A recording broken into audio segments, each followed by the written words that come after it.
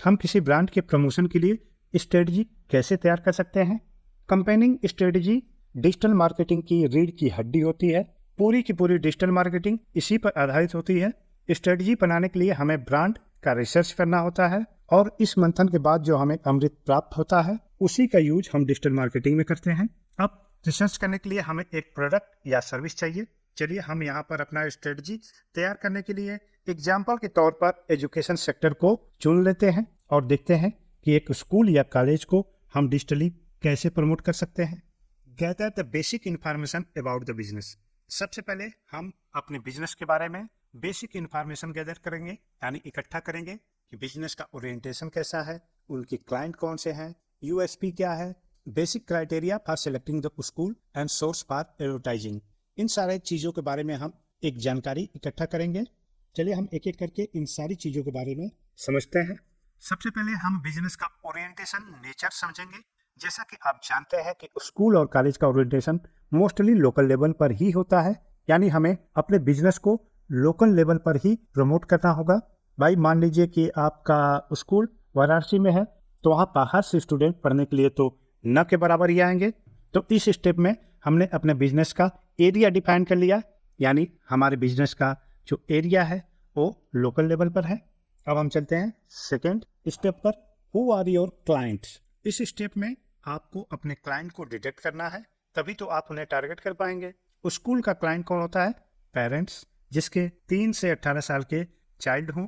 उनके बारे में हम रिसर्च करके अपना टारगेट सेट करेंगे, जैसे पेरेंट्स का स्टैंडर्ड, इनकम, पसंद नापसंद इत्यादि के बारे में जानकारी हम इकट्ठा करेंगे और ये जानने की कोशिश करेंगे कि कौन से पेरेंट्स हमारे स्कूल में एडमिशन करवा सकते हैं।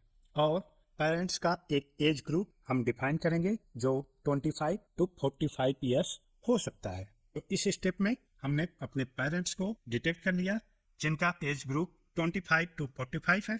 अब हम चलते हैं नेक्स्ट स्टेप पर। एरिया मिल गया, टारगेट सेलेक्ट हो गया और अब हम यूएसपी पर काम करेंगे। यूएसपी क्या होता है? Unique selling point. देखो भाई, स्कूल तो बहुत सारे हैं, सबके पास अच्छा इंफ्रास्ट्रक्चर, अच्छे टीचर्स और फैसिलिटीज है। आपके पास ऐसा क्या है जो पेरेंट को अट्रैक्ट कर सके आपके यहाँ एडमिशन लेने के लिए? वो कुछ भी हो सकता है, जैसे अच्छी स्पोर्ट फैसिलिटी, अच्छे रिजल्ट्स, अच्छे टीचर्स, यानी कि कुछ ऐसा जो दूसरों के यहाँ ना हो या हमारे स्टैंडर्ड का ना हो। हमें उन्हें फाइंड आउट करके स्ट्रांगली एडवर्टाइजमेंट में हाईलाइट करना होगा। तो यहाँ पर हमने अपने स्कूल कॉलेज का यूएसपी डिटेक्ट कर लिया, वो बिगर पॉइंट जो हमारे स्कूल का सबसे मोस्ट इम्पॉर्टेंट फीचर्स हैं। अब हम चलते हैं अपने नेक्स्ट स्टेप पर, right timing for targeting parents. देखिए, स्कूल कॉलेज में साल भर एडमिशन तो होते नहीं, एक समय होता है फेब टू जुलाई, कहीं कहीं इससे पहले भी स्टार्ट हो जाता है। तो हमें सही समय पर ही अपने क्लाइंट को टारगेट करना चाहिए जब वो एडमिशन के लिए प्लानिंग बना रहे हों। तो इस स्टेप में हमें राइट टाइमिंग मिल गया। अब हम चलते हैं अपने नेक्स्ट स्टेप पर।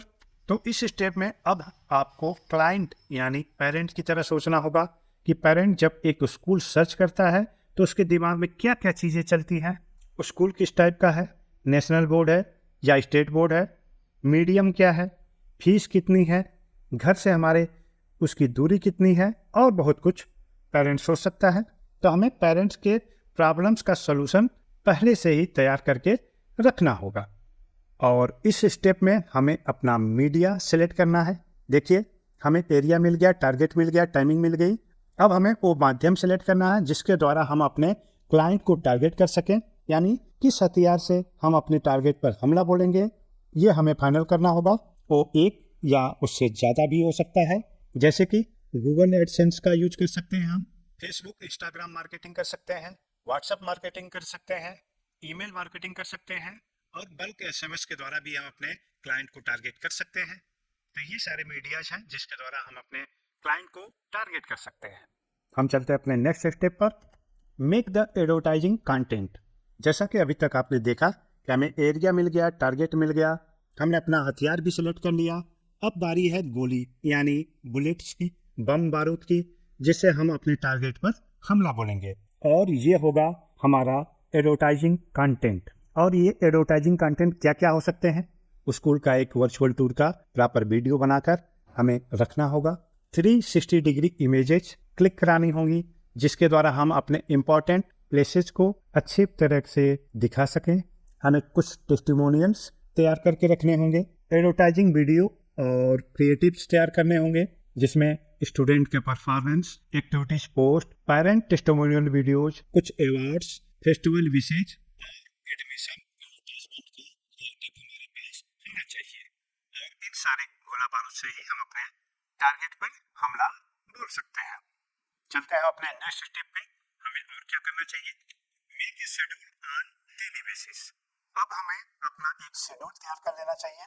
एग्जांपल के तौर पर, जैसे मंडे को हम टेस्टिमोनियल पोस्ट करेंगे, ट्यूसडे को स्कूल टूर दिखाएंगे, वेडनेसडे को अवार्ड्स की पोस्टिंग करेंगे, थर्सडे को कोट्स वगैरह देंगे, फ्राइडे को स्टूडेंट अचीवमेंट दे सकते हैं, सैटरडे को एक्टिविटीज वगैरह का पोस्टिंग कर सकते हैं और संडे को एडमिशन एडवर्टाइजमेंट का एड पोस्ट कर सकते हैं।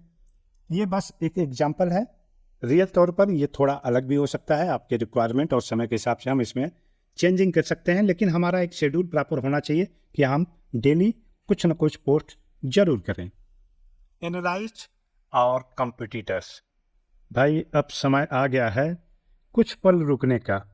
हमला बोलने से पहले हमें रुककर एक बार ये भी देखना होगा कि हमारे कंपटीटर क्या कर रहे हैं, उनका एडवर्टाइजिंग कंटेंट क्या है।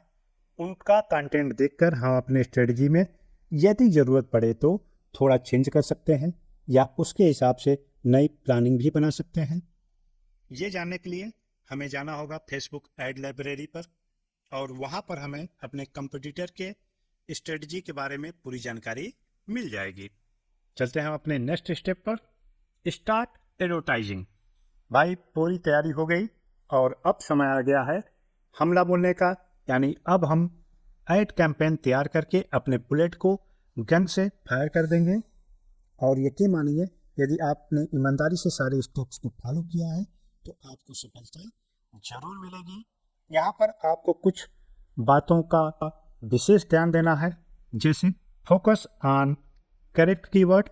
हमें अपने स्कूल के लिए सही कीवर्ड का सिलेक्शन करना है, जैसे कि best CBSE school in Varanasi, push on right time. Posting की टाइमिंग सही होनी चाहिए जब एडमिशन का समय चल रहा हो और पेरेंट जिस समय फ्री रहते हो। आपको टाइमिंग का विशेष ध्यान देना होगा।